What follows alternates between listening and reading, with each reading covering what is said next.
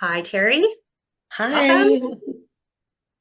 Here we are again. We get to continue our conversations. And as we consider where we want to start today, because I do see it and we talk about this, we don't prepare or plan, but we do check in before we begin recording. But it's just our starting point. It's like a launching point. And I just love it. I just love that whatever comes in is going to be the perfect idea, expression for the moment, right? Yeah, Whatever that is. absolutely. So we're not Definitely. trying to come in a obviously we've said this in a very structured way.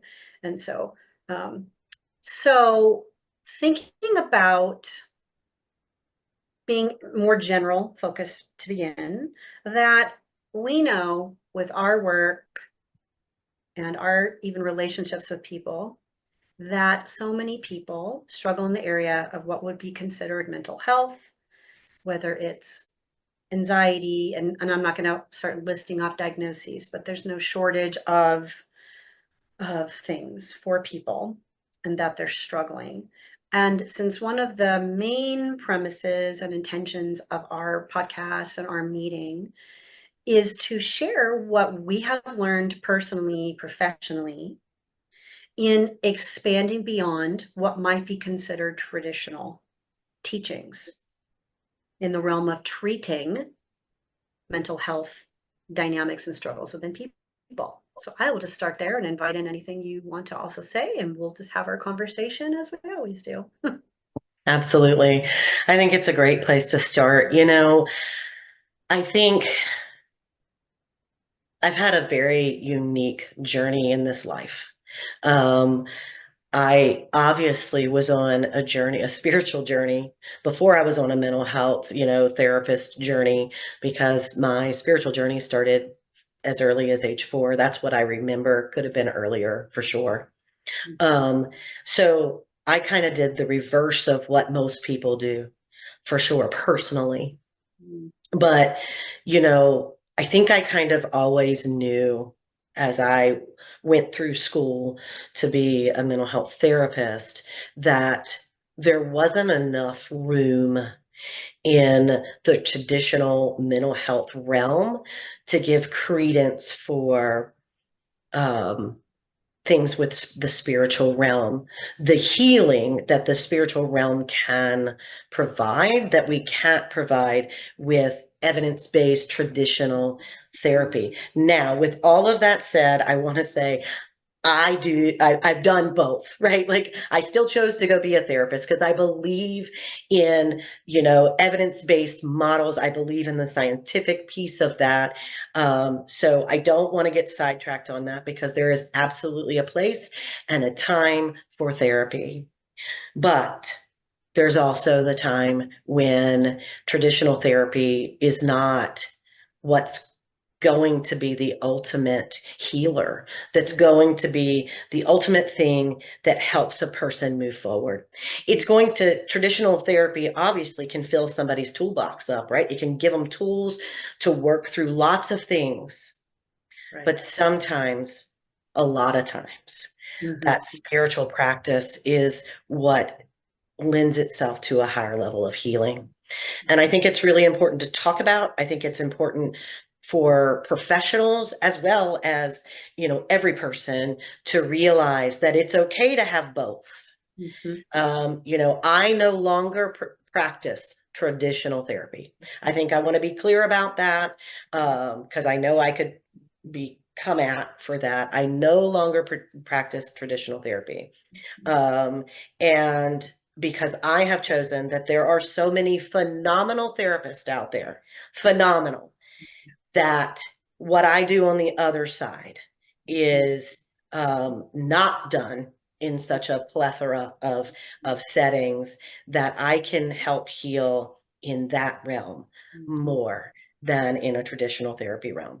But one of the reasons why we're doing this whole thing is to open these conversations because in the perfect world, in the perfect system, I would love to see Not to the degree of the spiritual practices that I do, obviously, but I would love to see these two things coincide and Mhm. be okay to be practiced together Oh, instead of being pushed out of good. traditional therapy. Um, because that is where true healing takes place when both things can coexist. And I'm gonna Yes. volley back to you, Stacy, before I get off on a tangent. That's so beautifully said. And what was so many things were coming in as I was listening. And then I just bring myself back to the moment because I want to be so present and not be trying to remember what was I thinking or wanting to say. And so the imagery and concept of the bridging those worlds. And for me, I'll say just a little bit about where I'm at, because people might be, and I'm glad that you shared where you're at in your practice and like your work with people, because people might, of course be wondering, but then, it's kind of like, well, are you both therapists anymore? Like, what are you doing? And so I do still maintain my licensure in the state of Montana. I have a few clients that I work with. But I am expanding much more into a more spiritual coaching aspect, drawing from my background in training as a therapist. And so I have the practical tools that I teach to my clients in my therapy practice. But then I also invite people into what it is for them about spirituality, which to me means deeper meaning, an exploration and connection with what who am I actually? If I step back from needing to do enough, be enough, because there's always often this achievement and expectation, because now it's and is in the realm of like mental health treatment. If someone, and I'm not trying to make it just about a diagnosis, but what does happen is, I'll just use anxiety. It's such a common thing, certainly that I've struggled with, and then my clients struggle with, that you're notified that you have a such and such maybe anxiety disorder, and immediately the brain, right, we start going, oh no, like, and then we might be told, and I don't know if this is still out there or not, but I used to hear this, that, well, if your mom or dad were anxious or whatever, or once anxious, you'll always be anxious, and things like that. And so I love to just invite in that no one knows everything, even any professional, any so-called specialist or expert. They know what they know and have experienced. And we're doing the best we can, right, with what we believe we know. And what I have found so helpful, and I've made a big shift as I'm moving more into coaching and spirituality, while also bringing in a therapeutic, but not treating in a deep therapeutic way in a coaching environment, is that there's more we don't know. And can we open up to curiosity? And curiosity can bring us into the who am I really? And this piece about we have a higher self, a soul, a spirit, whatever we want to, you know, and if we're struggling with anything, we, in the moments of the struggle, are probably not feeling very connected to all that we are. So, with what you were sharing, that often with its appropriateness in traditional therapy, treatment modalities, whatever those are, they're great then they can go very deep as well. And so, but what I do find can be missing, although I am seeing more approaches that are incorporating in, there's actually a center to us, and that we are pure love at our core kind of a thing. But most therapeutic teachings, they're in the head, Mhm. talking about things and how can we shift these thoughts and how can we distract or how can we cope and manage. And what we're talking about here, I think, is a level of true healing, harmonizing, that, and to encourage people to determine what is right for me. Like anything we've been doing for a while, if it's not working, and that's often I bet that's what leads people to you. That's what led me to you. You know, because I've worked with you for my own personal well-being. It's phenomenal. And it's just amazing where our curiosity or even our frustration, by the time people reach out to either one of us, they're struggling with something really big. Hmm. And I have heard you describe and I experience now, and this isn't a plug for like, yeah, we can help people feel better in one session, but things come up and new awarenesses come in that often bring about so much relief, even though the struggle isn't gone. You just a change in perspective changes everything from these nuances of going outside the box. And I'll pause there because again, I could go on forever too. Yeah. I love how you talked about that. Like, you're Mhm. right. I don't want people, every person hearing this or watching this to think, oh, they'll fix me Yeah. in one session. That is not the concept. But there are situations that will alleviate things, that knowledge that will be brought in that will resonate, uh, intuition, in my case, messages from spirit, from even your people who have crossed over, um, that alleviate things that you have been carrying for years. I met with someone years ago. Years ago, I used this, and there's been lots of people like this, but this one was very profound. I met with this person years ago who had lost a sibling, and they had been in traditional therapy for like 8, 9 years and had made no movement in their grief. And they went every week to therapy, um, and had made no movement. They came and did one session with me. Now they've done more since then, but they did one session and connected with their sibling. They received a message from their sibling, and they didn't need traditional therapy every week anymore. That's the kind of power that spiritual practices have. And it doesn't have to be, I want to be clear, it doesn't have to be a mediumship reading, that it doesn't have to be that. There are the spiritual development, the spiritual coaching, meditation walks, different things that, depending on where you are, what's going on with you, what it is that you want to know, experience, learn, develop. Everything is different for every person. I don't always do a reading with somebody. That's not what always happens. I do a lot of spiritual development with people, really teaching them to tap into Mhm. their person and their people, Yes. their guides and their angels and everything that connects us as energy beings. Mhm. And Mhm. it is such a beautiful process. Mhm. And I love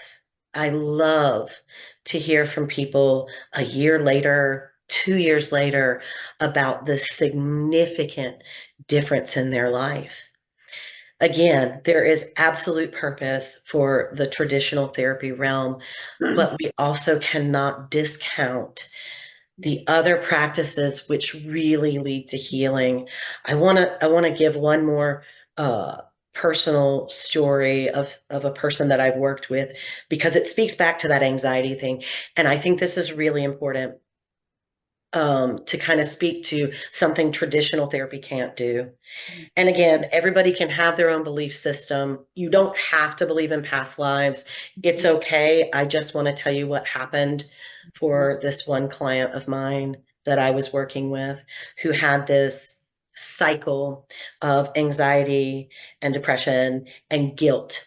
So would have bunches and bunches of angst and anxiety, and then would feel guilty for having that. And met with this person and connected with the spiritual realm, and found out it was something that was brought into this lifetime, that was triggered by an event in this lifetime, but it was brought in because of something they experienced in a past life. No traditional therapy is going to be able to get to that root cause Right. and dig that root out. And Mhm. so now this is a pretty recent thing, a pretty recent person that I met with. So I can give updates later. But, one of the things we talked about was digging out that root. But just the amazing difference in the shift in the energy just from being given this information and it being, it was very much affirmed through a certain thing that was said, something that I could have never absolutely known. This person was very affirmed in the messages that they were receiving, and that's what happens. Spirit affirms what somebody is being told. Um, I'm just so excited for this person because I I feel like this breakthrough for them is just they're going to feel the sunshine on their face for the first time in so many years. And that's the difference, right? Like, you know, it really can be that life altering. You've built all these skills in traditional therapy, and that's great because it can help you when you can't feel the sun that day because there's a shadow, right? But because not every day is beautiful. We've talked about that. We have low energy on days, no matter how spiritual you are. Right. And that's when we pull out our toolbox that we learned in therapy. But when we really learn these other things that are a higher level, it's just our entire life moves into a different place. And we're able to function at such a high level that things don't impact us the way they used to. And I'm going to volley back to you because I could go on forever too. Right. Such lovely examples. And this is part of what we do want to bring in for people. And that's something that I personally benefited from so much over the last several years because I wouldn't have known about possibilities if people like us were not on platforms talking about some things, really outside the box sorts of things. And what was just kind of popping in right now to maybe share about is there's so many tools out there, and all therapists are going to be different in what they're teaching, and all are appropriate for someone at some level, right, in their struggle. And what I've found in my own personal shift, and I've seen this in my clients, is when I learned tools that were not specifically intended in the moment that they're being used to avoid or bypass or minimize, right? Because again, we'll use the example of anxiety. There is absolutely a time and a place to relatively, I'll use the word compartmentalize, like you're at work and you're trying to whatever. But often, and not that therapists, and I want to be clear, I might be a little bit confusing, that therapists are not necessarily saying you should learn how to compartmentalize. We'll just do that naturally. Like that's a coping, like a Mhm. natural survival mechanism. And intentionally used could be super helpful. And again, like use the word toolbox. And I think that's so important because we need several, and it depends on where we are, what we're doing. And then we can hopefully choose one, or we try one, didn't work, go to the next one. But what I'm really wanting to bring in is that to not just be like, oh, I don't want to feel anxious. What tool is going to make it go away right now? Mhm. Because as anyone probably knows who's dealt with anxiety for years, it gets, the anxiety often gets bigger and bigger and bigger. And so tools that help people manage, like to be in the body, and this can be the most baby step, slow process. And I think like therapists that talk about mindfulness, and there's just different things that are super helpful. But again, it's like, what's the goal or intention in using the tool long term? And I feel like what we're bringing in a very outside the box with the spiritual tools, and I'm using that term very widely, like from accessing your guides, your team, to your, and connected with your internal resources, your higher self, even just knowing that even though you're experiencing anxiety, and you might be having some not so pleasant thoughts about yourself, that there can still be a knowing, but that's not the truth of who or what I am. It's what I'm experiencing.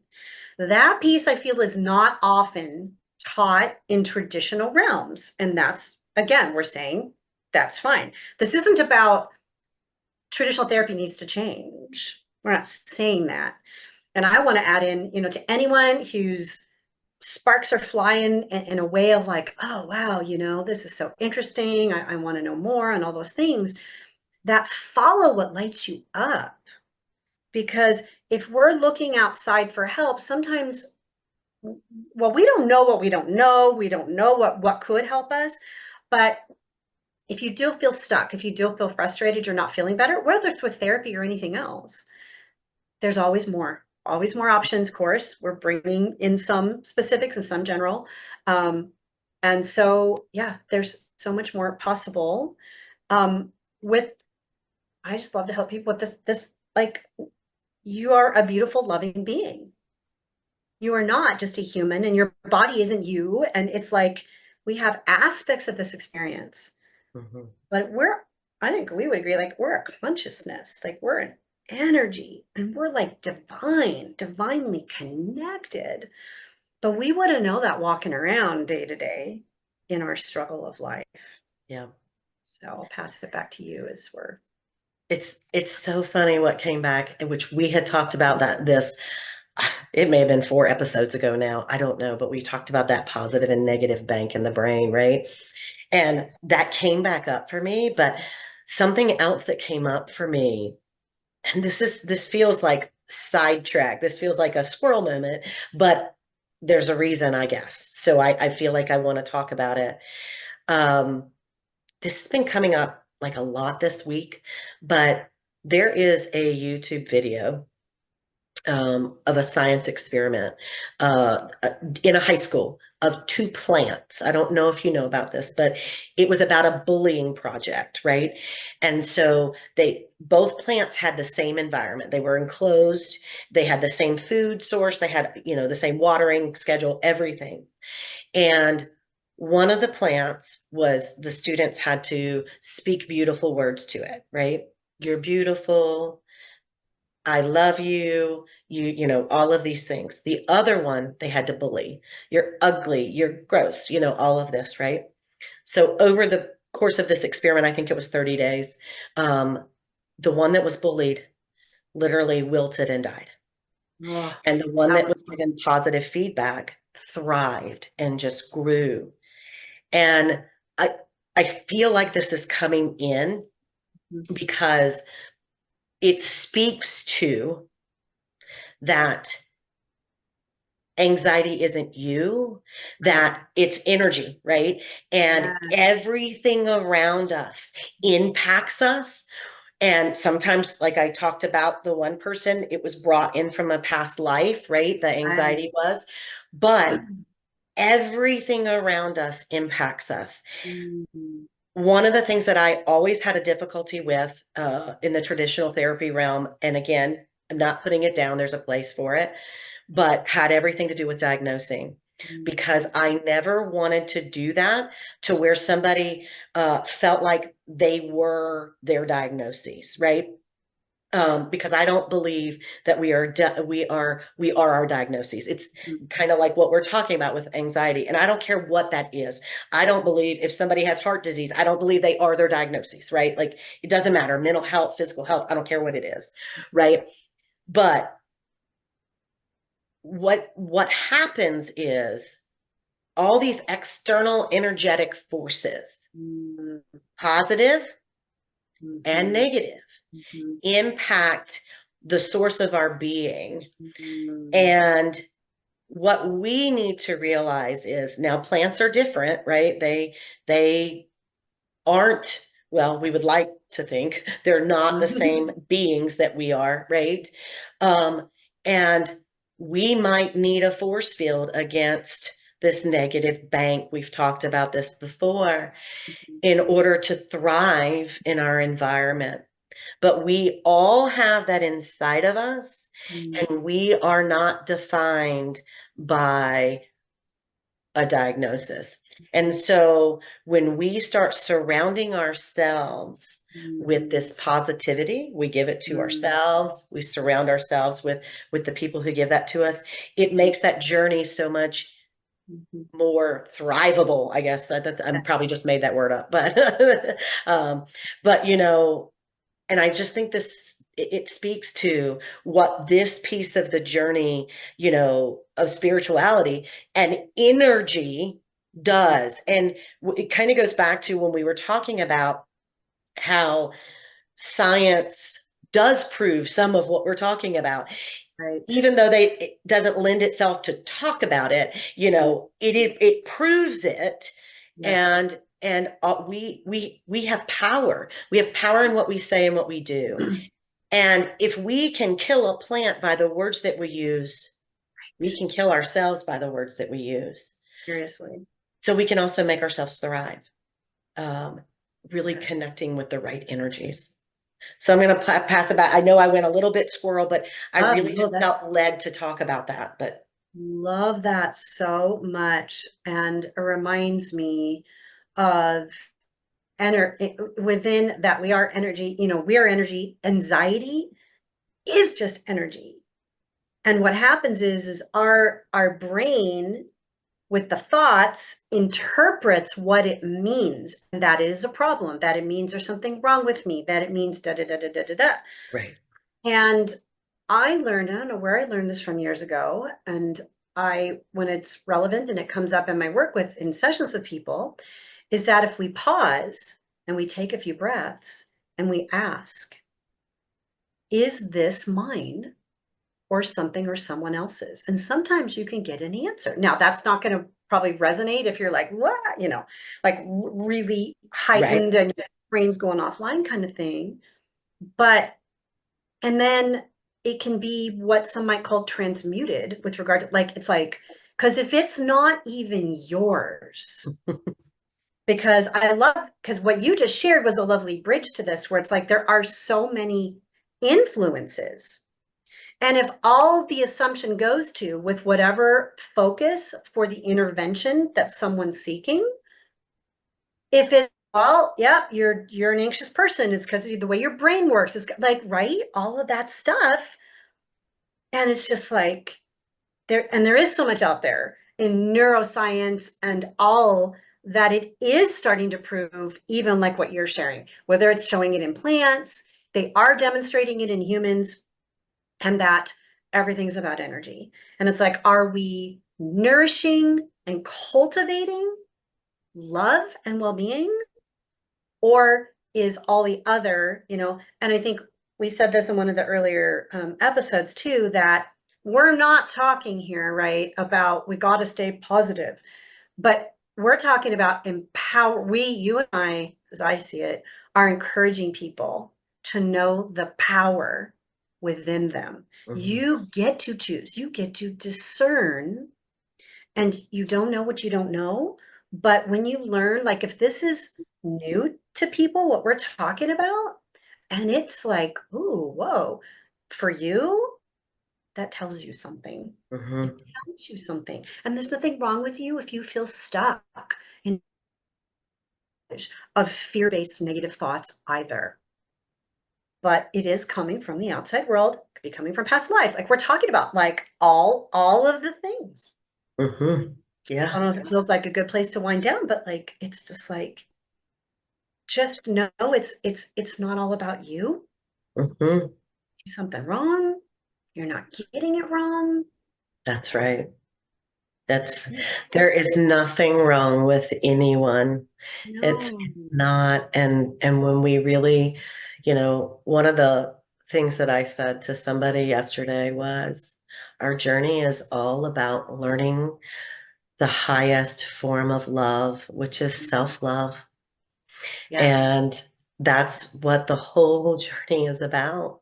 Mm. And when we learn self-love, we Mm. teach everyone else how to love us. And I just felt like I needed to say that. I feel like that everybody is worthy of love and self-love. Mm. And I just want to put nothing but love out. And it's okay for wherever you are in this moment. Um, and Yeah. we're just going to keep our conversations going. And Yes.